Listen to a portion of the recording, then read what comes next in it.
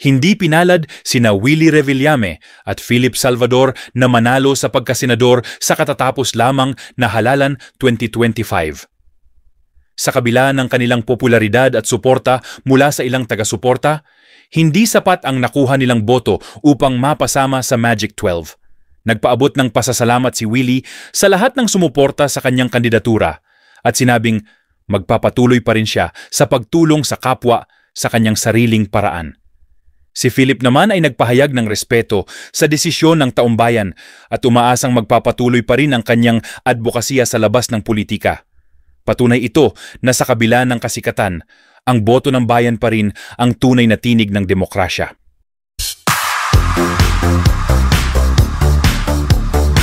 Ano ang sabi ng marami? Bakit ganun? Ba't nalampasan pa sa overall standing ni Kuya Ipe, si Willie? Number 19 si Philip Salvador, nasa 22 si Willie Revillame. Samantalang kung pagkukumparahin sila, di hamak na popular si Willie at meron siya, di ba? Totoo. Ano sa palagay mo? Ang dahilan. Nay, marami naman kasi nakapansin at marami talagang naniniwala doon sa pagiging loyalty mo sa mga kasamahan mo. Pagiging loyal. Oo, pagiging loyal mo sa tao at sa lahat. Yun eh. Kasi iniwan ni Kuya Will ang dati niya mga kagrupo na nagsulo. Yun eh. Ang bait-bait mo magpaliwanag. Diba? Siyempre, Nay, para ko para sinasaksak lalamunan mo. Pero sa madali ang pagsasalita, ayon po sa mga nakausap namin na mga talagang DDS, si Philip Salvador po ay hindi nagpakahunyango, hindi nagpalit ng kulay. Kahit po noong mga panahon na ang dami-dami nang nagaganap at para bang sa ating palagay at palagay ng mga Pilipino ay pabagsak na at palubog na yung barko ni dating Pangulong Rodrigo Duterte. Hindi po siya natinag, nanatili siyang tapat sa kanilang grupo. Samantalang si Willie, nung nakahalata daw po, nako, magulo na to, hindi na pwede to, mag-i-independent na lang ako. So, hindi po siya dinala ngayon ng DDS. Imagine mo, Romela, sa 28 provinces ng Mindanao, ang taas ng boto na nahamig ni Kuya Ipe. Pagkatataas talaga, binuhay siya talaga ng Mindanao. At yun ay parte ng dating Pangulo, di ba? O si Willie, ano nangyari kay Willie? Hindi siya dinala, laglag, di ba? Oo, nagsolo talaga siya. Ito yung tinatawag na solo flight talaga siya kahit sa pangangampanya. Wala siyang kasama, solo. Wala talagang wala talaga yung tinatakbo ng programa niya. Wala, solo. Siya talaga lahat na susunod. Kaya ang daming butas eh. At saka alam mo, hindi naman siya talaga nagsarili ng entablado eh. Nakikiakyat-akyat lang siya doon sa mga entablado ng mga kakilala niya na po pwedeng umampun sa kanya na isang gabi. Ang masakit, lahat na inakyatan niya, Lot and Friends. Di ba? Yun ang nakakaloka. Talaga, wale. Nakakaloka, nandamay pa. Eto si Juris Doctor Channel, ngayon ko lang natanggap ito. Sa totoo lang, nakakatakot makasama ang taong walang loyalty, whether romantically or professionally. Yung tipong parang laging naglalakad sa thin ice, walang kasiguruhan. Ang hirap makisama sa taong hindi mo alam kung kailan ka iiwan o tatalikuran. Ganyan ang dating ni Willie sa politika. Walang clear stand at plataforma. Kaya hindi kinagat ng masa. Ayun, lumagapak sa ranking sa tuluyang nilamon ng kumunoy. Sa politika kasi, hindi sapat ang entertainment value. Ang tunay na puhunan, paninindigan at loyalty. Ayan.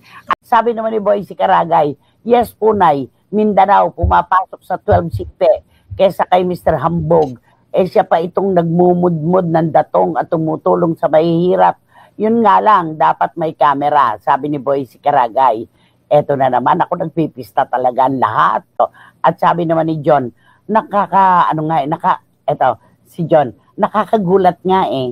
Paano nag-number 19 si Philip samantalang 22 si Willie na wala nang natinag talaga.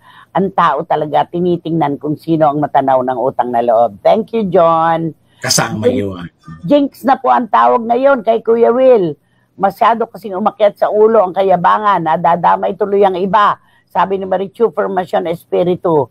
At sabi ni Lulu Malig, Nanay, palagay ko po nadala siya ng mga Duterte, kaya po mas mataas ang boto niya kay Willie. Yun mismo, Lulu Malig. Live siya ngayon si Iram Lia ang team replay. At sabi ni Ching Bautista Silverio, talaga naman walang loyalty si Willie, kaya nga palipat-lipat siya ng network. Paano na? Saan na siya pupunta ngayon? Ayun, di ba? Oo nga, naikot na niya, bilog na ikot na niya lahat. Ang hindi na lang, PTV4, malapit na rin siya dyan dati. UNTV, A to Z. Yan na lang natitira. Di ba? Yan na lang natitira sa kanya ngayon. Yan ang hirap kapag wala kang loyalty, di ba? Ano nangyayari? Wala kang babalik. Yes, wala kang plataforma tapos aasa kang manalo. Ano ito? Lokohan? Tapos sa mga TV guestings, tinatanong na maayos, dinadaan mo sa pabiro at mga joke. Ano to? Sabi ni Dan Clavesillas. Okay, may pahabol pa dito sa kabila, si John. Naku, karapat dapat lang na matalo siya. Ngayon nga lang, jombog na siya. Di kapag naupo siya, lalo siyang magiging jombog. Ayan, hambog yun yung salitang yun. Di ba?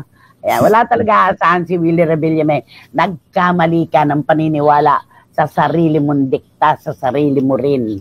Nagkamali ka, Willie. Hindi mo na-anticipate kung ang dapat na ginawa mo para ipanalo mo ang laban. Ay, wag na, Boycie. Naku, wag tayong maglagay na relihiyon. Boycie, hindi kami sumasalat ni Willie talaga. Basta pagdating sa relihiyon, yan ang pinakamahirap na talakayin dahil hindi naman lahat ay makakaunawa sa atin. At saka kani-kanyang kani-kanyang paniniwala. Natural, ididepensa natin ang ating paninindigan, di ba? Pasensya ka na, Boycie. Ayan. Sabi ni Eddie Letada, likas ang pag-uugali, mahirap ng baguhin. Kung mayabang at mainitin ang ulo, yun na talaga siya kahit pa nag-detox pa ng ilang araw at may cleansing pa, effect pa rin yan. Oo, ang naturalesa, yun pa rin ang lulutang. May enhance lang ng kaunti, pero pagdating ng panahon, yung naturalesa pa rin talaga makikita. Lalabas at lalabas. Oo, hindi na itatago yun. Ay, nako, nakakaloka. Hindi naman ni wating-wating, nako Kuya Will, minsan kasi nakikinig ka sa paligid mo. Hindi lahat ng pumapalakpak kakampi mo. Madalas ka, kaaway mo. Ayaw mo kasing makinig. Ayan, tuloy sinampal ka ng katotohanan. Sabi niya, hindi siya minsan nakikinig. Ano talaga siya? Bulungin. Walang paninindigan. Madali siya. Kaya nga walang natitira sa programa niya May magsumbong lang na si Achuchuchu, ganito, ganyan, tatanggalin. Kaya yung mga staff niya, biglang nandyan, biglang wala na bukas. Ganon. Ang dali-dali niya talagang bulungin. Ang dami rin pong natalong mga showbiz personalities. Parang medyo nagigising na po yata ang butanting Pinoy. Marami rin po ang nalungkot sa pagkatalo ni Willie Revillame. Sayang daw po kasi tuluyan na raw po nating hindi malalaman ang plataforma ni Kuya Will. Nakakalungkot nga, charot, ha. Inuna kasi ang forma kaysa sa plataforma. Alam mo, ito yung tinext sa akin ni Mayang kanina Itinext ni Mayang sa akin to kanina, sabi niya, eto, kumusta po ang pakiramdam niyo, Nay? Sana po okay na. Tawang-tawa lang po ako, Nanay, sa nabasa ko. Ngayong halos patapos na ang bilangan, tuluyan na nating hindi nalaman ang plataforma ni Kuya Will. Ito yung natawa ko kanina Itinext din ni Obit sa atin ngayon Yan ang talaga mga memes. Ang dami-dami talaga naglalabas ang memes. Oo. Sana bawas-bawasan ni Willie ang pagiging arugante kung kaya pa niyang magbago, sabi ni Ching Bautista Silverio.